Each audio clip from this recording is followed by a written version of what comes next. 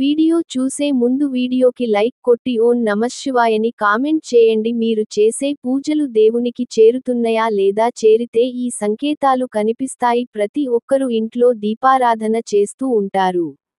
అయితే మనం ఇంట్లో పూజ చేసేటప్పుడు కొన్ని శుభ సూచకాలు ఖచ్చితంగా కనిపిస్తాయి. మనం చేసే పూజలు దేవుడు స్వీకరిస్తున్నాడా లేదా అనే విషయాన్ని కూడా సులభంగా తెలుసుకోవచ్చు. పూజలో కనిపించే శుభసూచకాలు ఏంటి? పూజ చేసేటప్పుడు పాటించవలసిన నియమాలు గురించి ఈ వీడియోలో తెలుసుకుందాం. అలాగే మీరు వీడియోని చివరి వరకు చూసినట్లయితే పూర్తి విషయానికి అంతా కూడా అర్థమవుతుంది. ముందుగా వీడియోకి ఒక లైక్ కొట్టి మా ఛానల్ని సబ్స్క్రైబ్ చేసుకోండి. లైక్ కొట్టడం మాత్రం అసలు మర్చిపోకండి. మీ ఇంట్లో పూజ చేసేటప్పుడు తెలుసుకునే సంకేతాలు కనిపిస్తూ ఉంటాయి.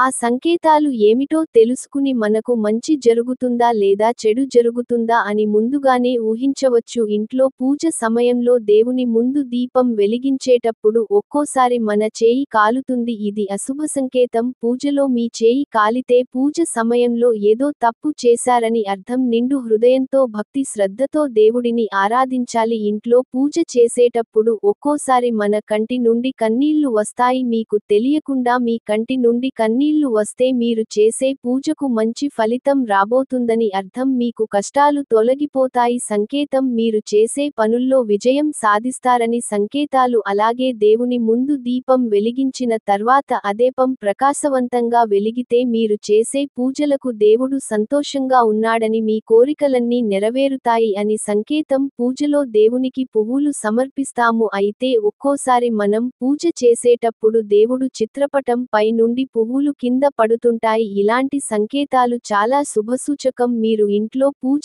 చేసే సమయంలో దేవునికి పెట్టిన పువ్వులు అకస్మాత్తుగా కింద పడితే దేవుడు మీ పూజలకు సంతోషంగా ఉన్నాడని, మీ ఇంటికి మంచి జరగబోతుంది అని సంకేతం. ఈ పువ్వులను దేవతల ఆశీర్వాదంగా భావించాలి. ఇలా దేవుని పటాల నుండి పువ్వు పడినప్పుడు మీతో ఉంచుకోండి. ఈ పువ్వును ఒక ఎరుపు వస్త్రంలో వేసి అందులోని రూపాయి నాణెం పెట్టి కొన్ని బియ్యం పోసి మూట పెట్టండి. ఈ మూటని మీ బీరువాలో పెట్టుకోండి. ఇలా చేయటం వల్ల మీ ఇల్లంతా ఎల్లప్పుడూ డబ్బుతో నిండి ఉంటుంది. జీవితంలో డబ్బు కొరత ఏర్పడదు. అలాగే ఒక్కోసారి మనం పూజ చేసేటప్పుడు అకస్మాత్తుగా ఆవలింతలు వస్తూ ఉంటాయి. పూజ సమయంలో పదే పదే ఆవలిస్తే అది చాలా అశుభంగా చెబుతారు. పూజలో అవలింతలు మొదలైతే మీలో నెగిటివ్ ఎనర్జీ ఉందని సంకేతం. ఇంట్లో దేవుని పూజ చేసేటప్పుడు నిలబడి దీపారాధన చేయకూడదు. నిలబడి పూజ చేయడం, ఈ విధంగా పూజించడం వల్ల మీరు చేసే పూజలకు ఎటువంటి పుణ్యఫలితం లభించదు. కాబట్టి ఇంట్లో నిలబడి పూజ చేయకండి. కూర్చుని మాత్రమే పూజ చేయండి. అలాగే ఇంట్లో పూజ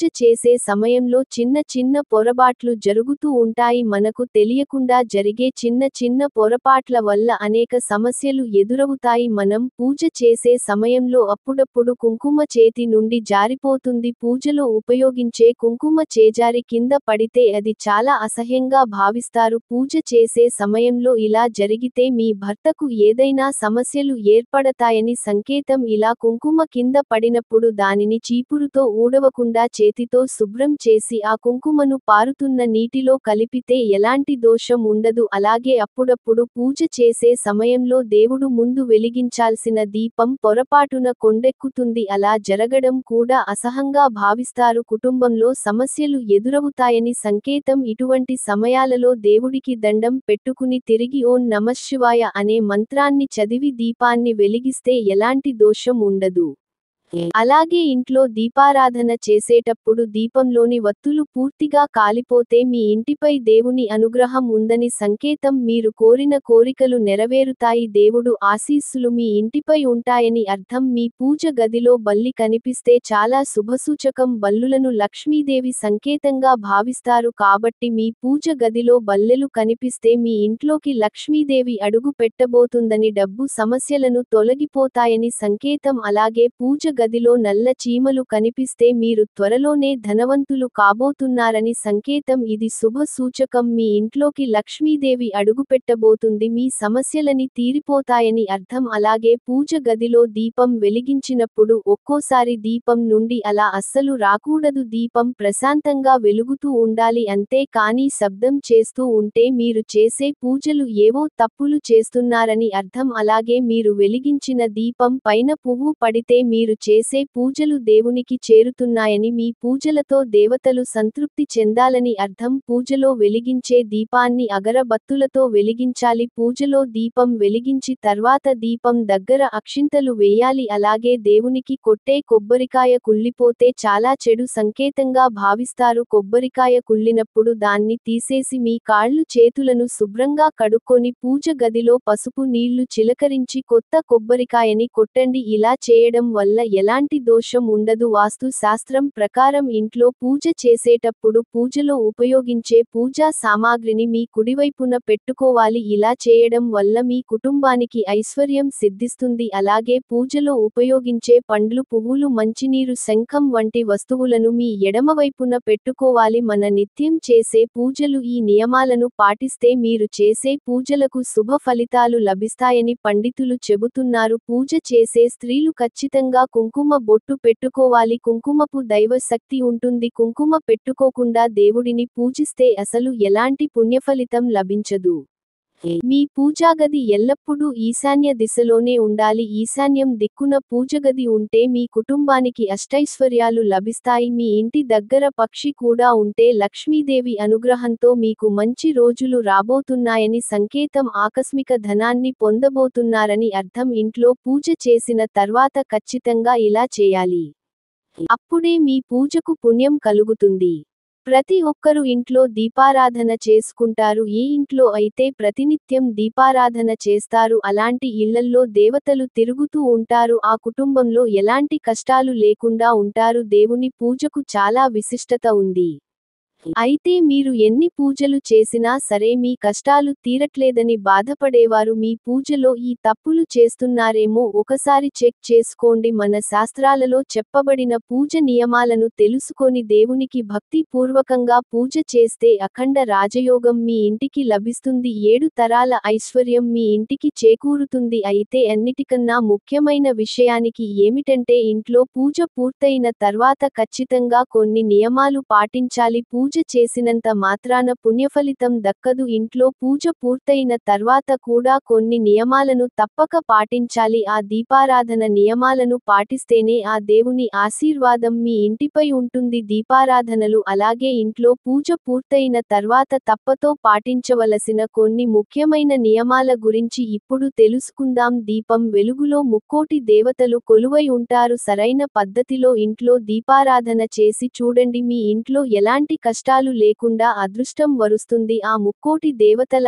ఆశీర్వాదం లభిస్తుంది. ఇంట్లో పూజ చేసే ముందు అలాగే ఇంట్లో పూజ పూర్తయిన తర్వాత ఈ నియమాలను పాటించండి. ఇంట్లో పూజ చేసేటప్పుడు ముందుగా మీ ఇల్లంతా శుభ్రం చేసుకోవాలి. కల్లుప్పు నీటిలో వేసి ఇల్లంతా శుభ్రం చేసుకోండి. మీ ఇంట్లో ఉన్న దరిద్ర దేవత బయటకు వెళ్ళిపోయి మీ ఇంట్లోకి లక్ష్మీదేవి అడుగుపెడుతుంది. ఇల్లంతా శుభ్రం చేయలేని వారు ఇల్లంతా పసుపు నీళ్లు చిలకరించుకోండి. అలాగే పూజ చేసే ఆడవారు తప్పనిసరిగా తలస్నానం చేయాలి. అయితే తలస్నానం చేయలేని ఆడవారు పాపిట్లో కుంకుమ బొట్టు పెట్టుకొని దీపారాధన చేసుకోవచ్చు. ఇంట్లో పూజ ప్రారంభించే ముందు మీ పూజ గదిలో తప్పకుండా ఒక ముగ్గు వేయాలి. ముగ్గులో లక్ష్మీదేవి కొలువై ఉంటుంది కాబట్టి మీ పూజ గదిలో ముగ్గు వేసి ఇంట్లో దీపారాధన చేసుకుంటే మీ ఇంటికి అష్టైశ్వర్యాలు చేకూరుతాయి. పూజ చేసే ఆడవారు నైటీలు వేసుకొని దేవుడిని పూజించకూడదు.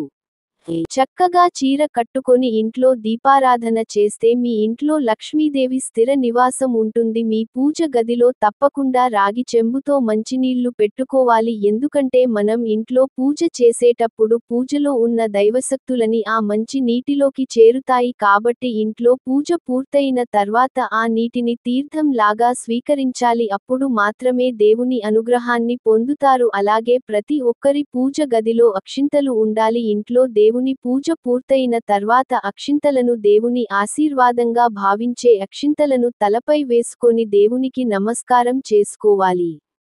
పూజలో వెలిగించే దీపానికి చాలా శక్తి ఉంటుంది కాబట్టి మీరు వెలిగించే దీపంకుంది మరి నల్లగా ఉండకూడదు. పూజ గదిలో దీపం వెలిగించే ముందు గణపతికి నమస్కారం చేసుకొని దీపానికి 3 కుంకుమ బొట్లు పెట్టి దీపంలో నూనె పోసి వత్తులు వేసి ఆ దీపాన్ని వెలిగించాలి. ఇలా దీపం వెలిగించిన తర్వాత దీపం దగ్గర కొన్ని అక్షింతలు వేసి ఒక పుష్పాన్ని సమర్పించి దీపానికి నమస్కారం చేసుకోండి. ఇలా దీపానికి నమస్కారం చేసుకుంటే ముక్కోటి దేవతల దేవతల ఆశీర్వాదం ఖచ్చితంగా లభిస్తుంది. ఇక పూజలో దేవునికి నైవేద్యం సమర్పించి హారతి కర్పూరం సమర్పించి మీ పూజను ముగించుకోండి. ఇలా పూజ పూర్తయిన తర్వాత తప్పకుండా దేవునికి ప్రదక్షిణాలు చేయాలి. 3 లేదా 5 ప్రదక్షిణాలు చేసి దేవునికి నమస్కారం చేసుకొని తలపై అక్షింతలు వేసుకోవాలి. ఇలా ప్రదక్షిణ చేస్తేనే మీరు చేసే పూజలకు సరైన పుణ్యం లభిస్తుంది. అలాగే ఇంట్లో పూజ పూర్తయిన తర్వాత మీ పూజ గది నుండి 5 నిమిషాలు పక్కకు వెళ్ళిపోండి. 5 నిమిషాల తర్వాత పూజ గదిలో ఉన్న నైవేద్యాన్ని తప్పకుండా తినాలి. అప్పుడు మాత్రమే దేవుని అనుగ్రహాన్ని పొందవచ్చు. దేవుడు నైవేద్యాన్ని తినకుండా అలానే పూజ గదిలో వదిలేస్తే దేవునికి కోపం వస్తుంది. మీ పూజకు పుణ్యం కూడా లభించదు. ప్రతినిధి మీ ఇంట్లో దీపారాధన చేసేవారు దేవుని పూజలు బెల్లం నివేదించండి. బెల్లం ముక్కను నైవేద్యంగా సమర్పిస్తే ఆకస్మిక ధన లాభాలు వరిస్తాయి. ఇంట్లో దీపారాధన చేసిన తర్వాత మీ ఇల్లంతా ఖచ్చితంగా ధూపం వేయాలి. ఇలా ధూపం వేయడం ద్వారా ఇంట్లోని నెగటివ్ ఎనర్జీ మొత్తం బయటకు వెళ్ళిపోయి మీ ఇంట్లోకి దైవశక్తులు ఆకర్షిస్తాయి. ఇక పూజ చేసేవారు తప్పనిసరిగా కుంకుమ బొట్టు పెట్టుకోవాలి. చేతులకు నిండుగా గాజులు వేసుకోవాలి. అన్నిటికన్నా ముఖ్యంగా కాళ్లకు పసుపు రాసుకొని ఇంట్లో దీపారాధన చేయాలి. ఏ ఇంటిలో అయితే పసుపు రాసుకొని ఇంట్లో దీపారాధన చేస్తారో అలాంటి స్త్రీలకు దీర్ఘసుమంగళ యోగం లభిస్తుంది. అలాగే ఇంట్లో పూజ చేసేటప్పుడు దేవుని దగ్గర ఉన్న కుంకుమను తీసుకొని మీ మంగళసూత్రానికి పెట్టుకోండి. ఇలా చేయడం ద్వారా మీ భర్త ఆయుష్షు పెరగడంతో పాటు మీ భర్త సంపాదన కూడా విపరీతంగా పెరుగుతుంది. నల్లటి వస్త్రాలు వేసుకొని దీపారాధన చేయకూడదు. ఇంట్లో పూజ చేసే స్త్రీలు తూర్పుముఖంగా కూర్చుని పూజ చేయాలి. ఈ పూజ నియమాలను పాటిస్తే తప్పకుండా శుభం జరుగుతుంది. ఈ వీడియో గనక మీకు నచ్చినట్లయితే లైక్ చేసి మా ఛానల్ని సబ్స్క్రైబ్ చేసుకొని మీకున్న ధర్మ సందేహాల గురించి ఓం నమఃశివాయ అని కామెంట్ చేయండి.